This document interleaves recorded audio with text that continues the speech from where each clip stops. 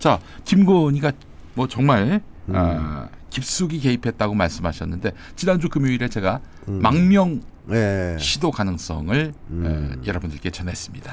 예, 그 사실은 난리가 났어요 그때. 네. 많은 분들이 시청을 하셨고요. 네. 저는 대통령실에서 바로 뭐 고발 들어올 줄 알았는데 고발이 안 들어와요. 그래요. 예, 안 들어오는 이유를 나는 알지. 예, 야, 이 형이 그렇게 만만한 사람이 아니야. 야, 김건희, 그 알아 다들 다 알고 있으니까 네가 나 함부로 못하는 이유를 난 안다. 왜 그런 얼토당토한 짓을 하려고 그래? 망명 시도설. 근데 사실은 우리 이미 김태형 소장님이 미랑, 뭐 미랑이나 망명이나 도주 뭐 네. 그 맥락에서 얘기하셨단 말이죠. 네네. 이거 실제로 그렇게 움직이고 있는데, 야, 거의 뭐 김태형 소장님 그 헤아림 속에 그 안에 갇혀 있는 김건희예요. 근데 망명은 좀 어렵지 않을까 싶은 것이. 근데 받아줄 나라 있어요? 받아줄 나라가 있어요. 어디입니까? 일본이 받아준다고요? 어느 정도 좀 얘기가 됐대요. 그래요? 저희가 파악한 정보에 따르면. 예.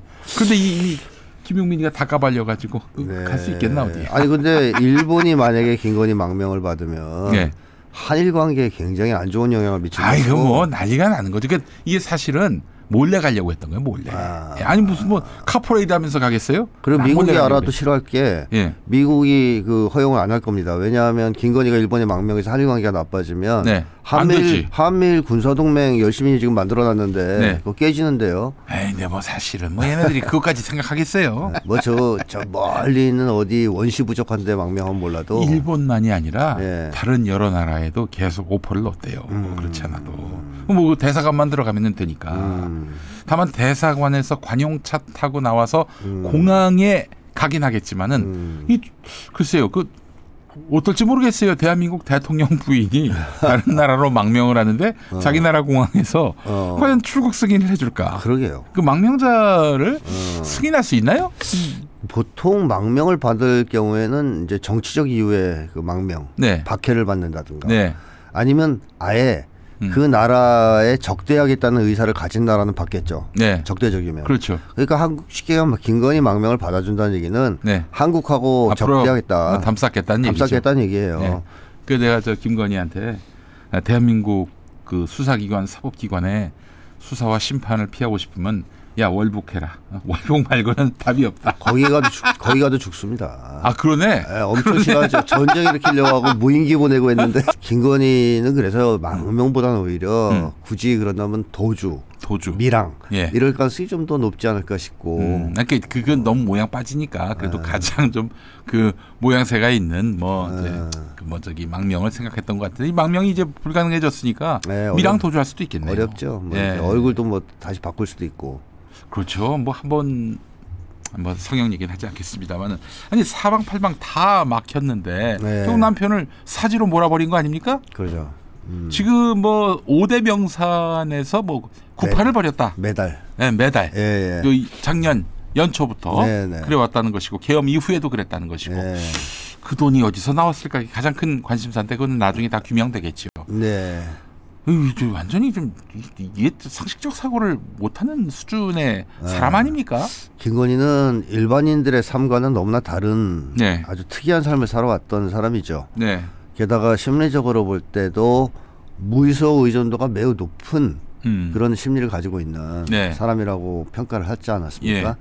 그렇기 때문에 계엄을 앞두고 또는 뭐 윤석열 정권이 영구집권을 해야 됩니다. 최소한 정권 재창출을 한두 번 더 해야 자기들이 감옥에 안 갈 수 있거든요. 그런 것 때문에 작년에도 계속 구술하고 또 이번에 계엄을 전후해서도 계속 구술하면서 뭐 자기가 원하는 바를 해결하려고 했겠지만 사실 마음대로 하나도 안 된 거죠. 예를 들면 구판에서 이재명 대표를 향한 살을 날렸다 이런 얘기가. 살이라고 합니까? 그걸 뭐 날렸다고 지금 보도가 나오는데 그게 안 됐잖아요. 낙마가. 아니 헛돈 쓴 거예요.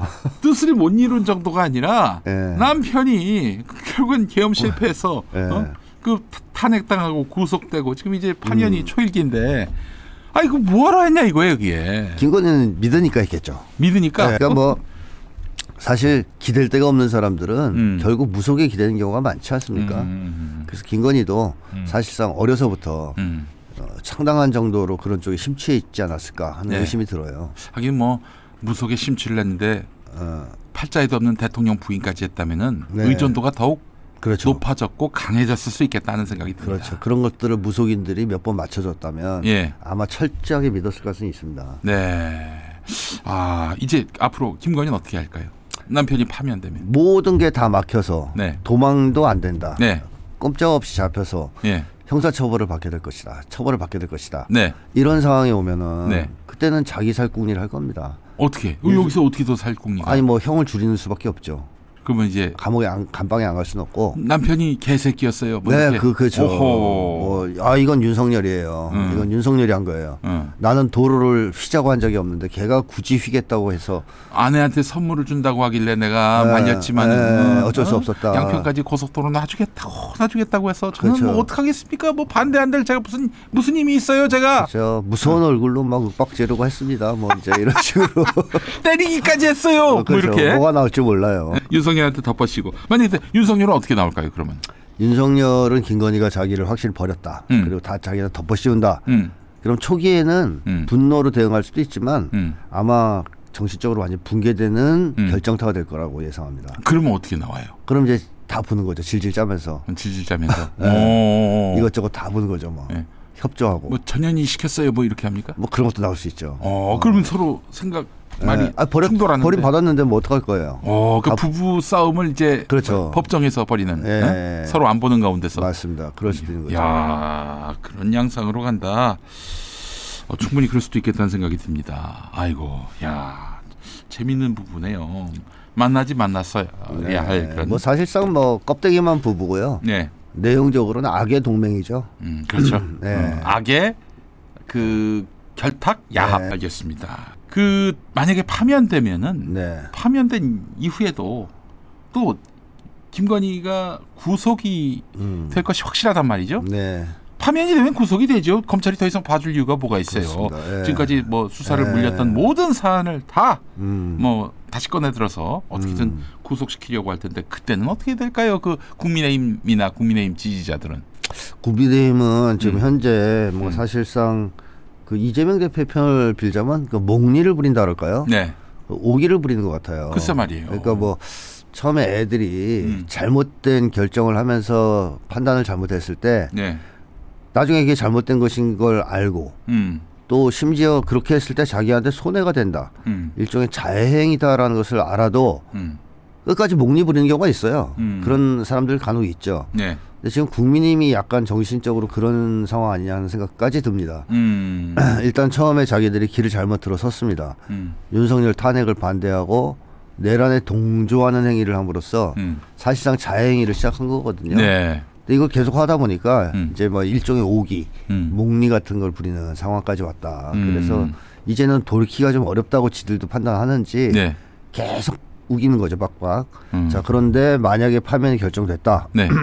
그때 이후에 분위기는 많이 바뀔 것이기 때문에 상당수가 혼란에 빠져서 입장을 번복할 가능성이 있습니다. 즉 국힘이 분열된다는 얘기입니다. 저기 분당까지 가능할까요? 그것도 가능할 수 있죠. 그런 상황도 만약에 거기에서 탈출을 늦게 한다 그러면 뭐 다 죽는 거죠. 그렇기 때문에 국힘은 거의 뭐 혼란에 빠져서 자중질환에 빠질 가능성이 높다라고 보여집니다. 어차피 이번 대선은 어렵다. 자기들도 그렇게 생각하지 않을까요, 현재? 그렇죠. 만약에 머리가 있다면. 머리가 있다면. 한동훈도 그래서 뭐 조만간 곧 뵙도록 하겠다 이 얘기는 국민의힘 대선 레이스에 가세한다.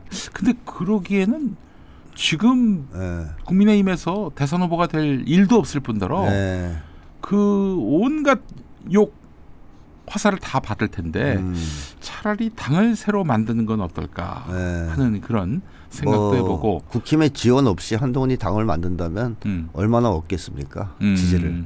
뭐 굉장히 제한적이죠.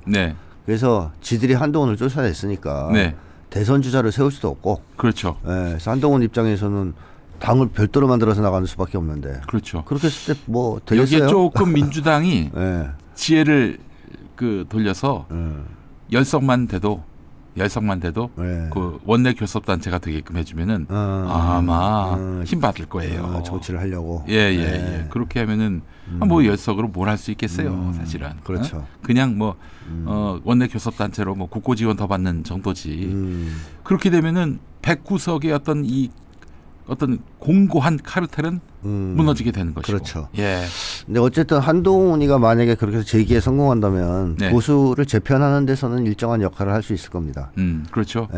뭐 본인이 개헌 반대했었던 인물이고 국민의힘에서 거의 유일하게. 네. 뭐 여러분 제가 이렇게 얘기한다고 뭐 꿀팁이 돼서 그들이 그렇게 받거나 할 일도 없고요.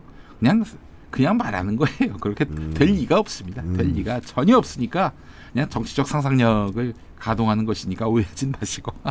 김용민이가 뭐 한동훈한테 뭐 길을 열어줬다 뭐 그렇게 생각할 사람도 없겠지만. 근데 한동훈이의 또 문제점은 그거 아닙니까? 김건희와 윤석열 수사가 진척되면 뭐가 연루돼서 터질지 모른다는 문제가 있잖아요. 그렇지. 이 윤석열하고 그동안 한솥밥 먹었잖아요. 그러니까요. 뭐 작년 1월까지. 그리고 김건희의 거의 시종이었잖아요. 그렇지. 카톡 그 엄청난 주고받으면서.